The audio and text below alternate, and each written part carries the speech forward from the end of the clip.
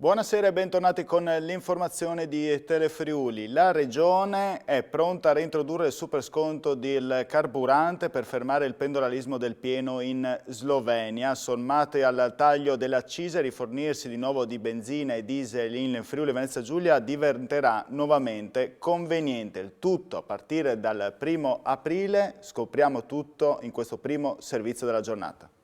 La Regione sta lavorando per reintrodurre il supersconto in tutto il Friuli Venezia Giulia. Sulla misura ci stanno lavorando gli assessori Scoccimarro e Zilli e dovrebbe scattare dal 1° aprile.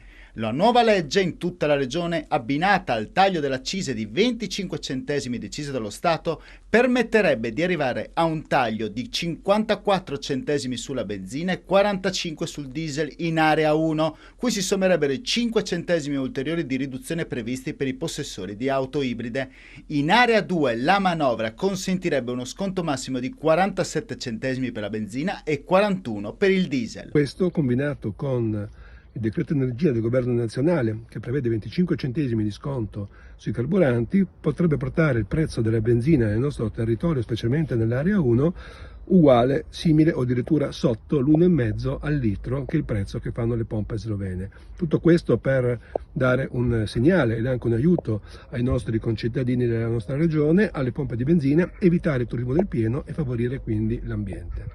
Scoccimarro chiederà comunque anche alle compagnie petrolifere di fare la loro parte. Di vedere come mai questo curioso aumento del prezzo così repentino e come denunciato il ministro Cingolani, come sta indagando l'antitrust. Quindi spero che le case, come un anno fa, possano anche loro diminuire il prezzo in aggiunta al contributo regionale e a quello statale.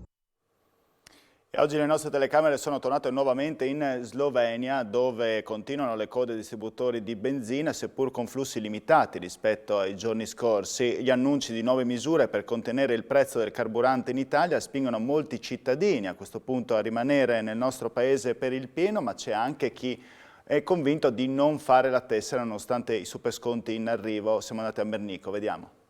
Maxi sconto in arrivo tra Stato e Regione, lei continuerà a fare benzina in Slovenia o ritornerà in Italia? Se lunedì entrano in vigore o quando entreranno le misure della nostra regione, ben vengano, assolutamente, stiamo tutti a casa nostra. Se l'Italia aiuta i cittadini italiani con gli sconti, rimango in Italia. Facciamo 2 conti e se converrà venire in Slovenia veniamo di nuovo in Slovenia, altrimenti rimarremo a Udine. Muoversi comunque da Udine per 20 centesimi di sconto in totale a questo punto non le conviene più? Certo, no, non mi conviene più, quindi non verrei.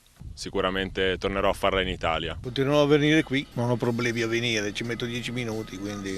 Quindi lei non è possessore di tessera regionale? No, non sono possessore. Mi trovo bene qua.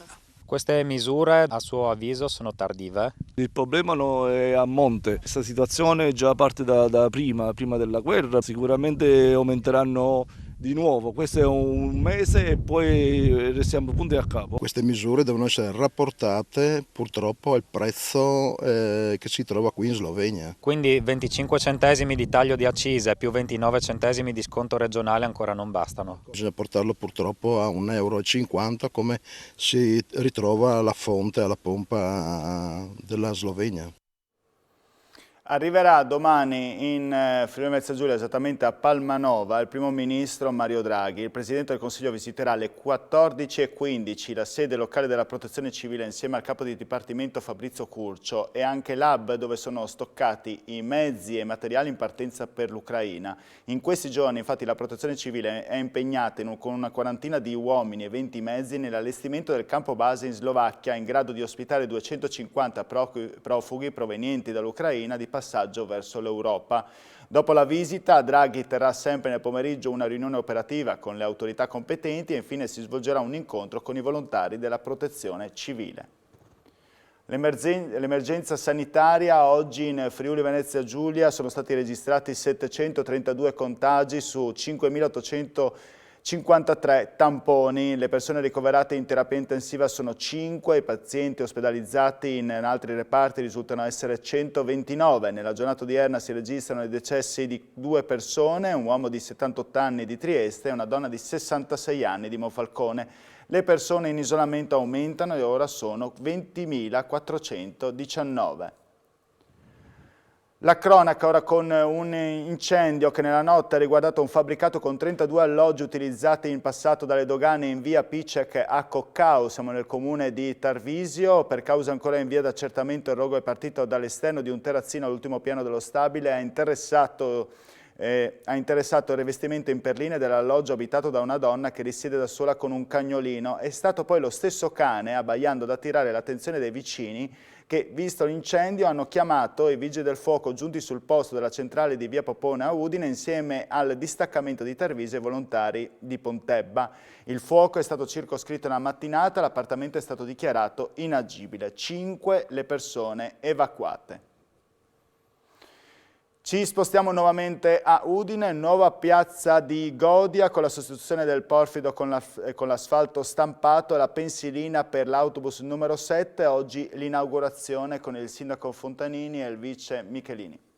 È stata rinnovata questa piazza, era tanto tempo, necessitava di un intervento radicale perché il porfido purtroppo si muoveva a causa dell'autobus, perché qui sosta l'autobus, il numero 7, e abbiamo dato una risposta a un problema, non grande, ma insomma un problema che gli amici di Godia sentivano. Questa è la piazza principale, è un luogo importante anche perché oltre alla chiesa, oltre alla sagra, c'è anche un importante ristorante 2 stelle. Stiamo facendo parecchi lavori su tutte le frazioni, o con l'asfaltatura, con la sistemazione dei borghi, ecco, qui siamo nella piazza di Godia, che ha avuto, prima c'erano i cubetti di porfido che andavano un po' dappertutto, ovviamente abbiamo dovuto farci cedere l'area da parte della curia, quindi della parrocchia, il parroco è stato determinante su questo, insieme si è rifatto praticamente tutto il manto, tutta la sistemazione del piazzale con quell'asfalto stampato.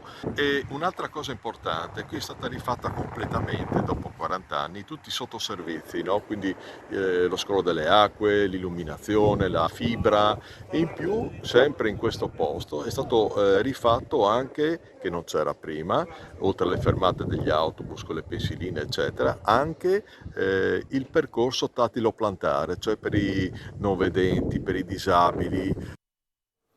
Sarà celebrata lunedì prossimo a Udine al Liceo Copernico la giornata nazionale della memoria, dell'impegno e ricordo delle vittime delle mafie. Alla manifestazione parteciperanno il prefetto di Udine, Massimo Marchesiello, e Silvia Stener, nipote dell'agente di scorta Walter Eddy Cosina, ucciso nella strage di via D'Amelio. Ascoltiamo la professoressa Susi Del Pin che spiega il significato di un evento che Telefriuli, in modalità differita, renderà disponibile a tutte le scuole e agli studenti del Friuli Venezia Giulia.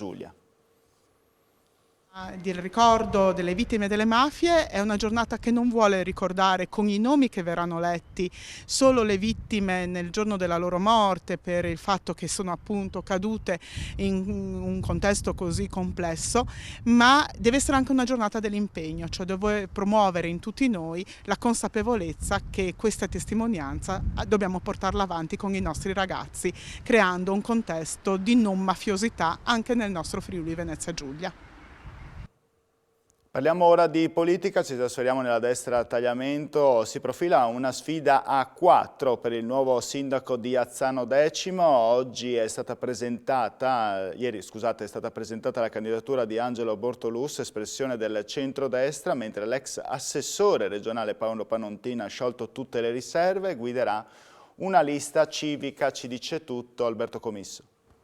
L'ex assessore regionale Paolo Panontin ha sciolto tutte le riserve. Sarà lui uno dei 4 candidati sindaco di Azzano X. Sostenuto da una lista civica, l'avvocato è tornato alla ribalta politica. Sono un uomo maturo con un bagaglio di esperienza, ma credo di avere la stessa grinta, la stessa passione di un ventenne. 2 le componenti alla base della sua scelta. Il principio civico e quindi la libertà da vincoli di partito da un lato, e la passione, l'affetto che provo per questo paese. Sulle priorità è chiaro. Un grande lavoro di relazione da un lato, un grande lavoro di ricucitura delle cose che ancora mancano, ma non il libro dei sogni. Panontin se la dovrà vedere con Angelo Bortolus, geometra sostenuto da Lega, Libertà per Azzano Forza Italia, Progetto FVG e Lista Bortolus. Mi sono candidato perché mi è stato chiesto da molte persone e da tanto tempo. Le priorità per Azzano X sono sicuramente volte all'aspetto del sociale,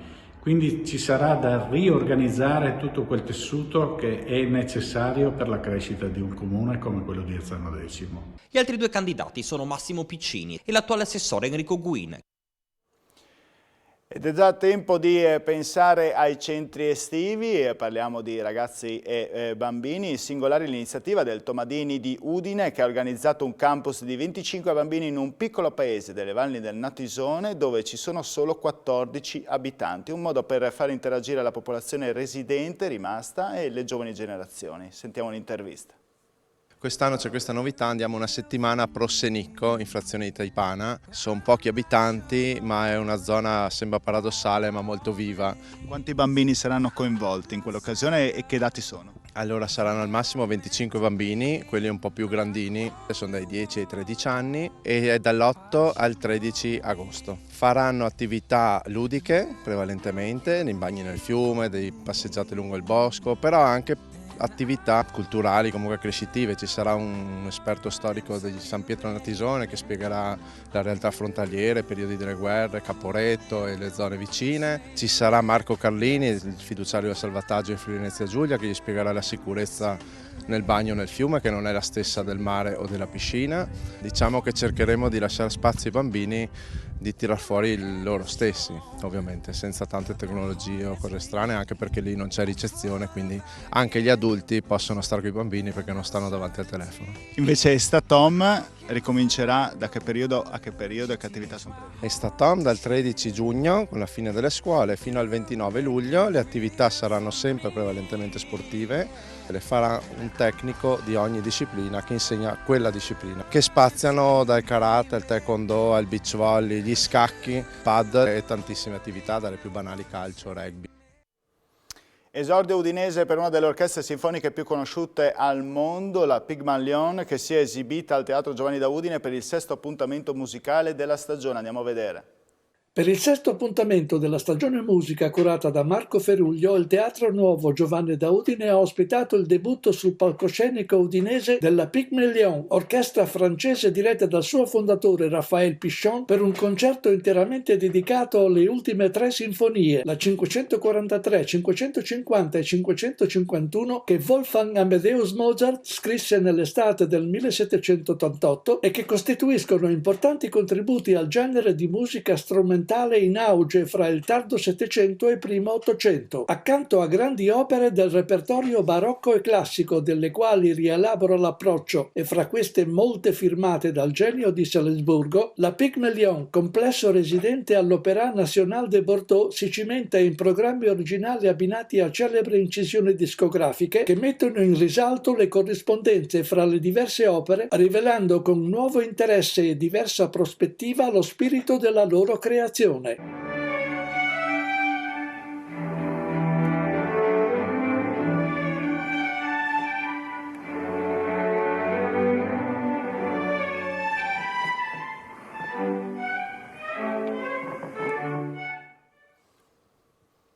con le note dell'Orchestra Sinfonica concludiamo il nostro notiziario. Vi ringrazio per la vostra cortese e fedele attenzione e vi auguro buona serata a tutti. Arrivederci.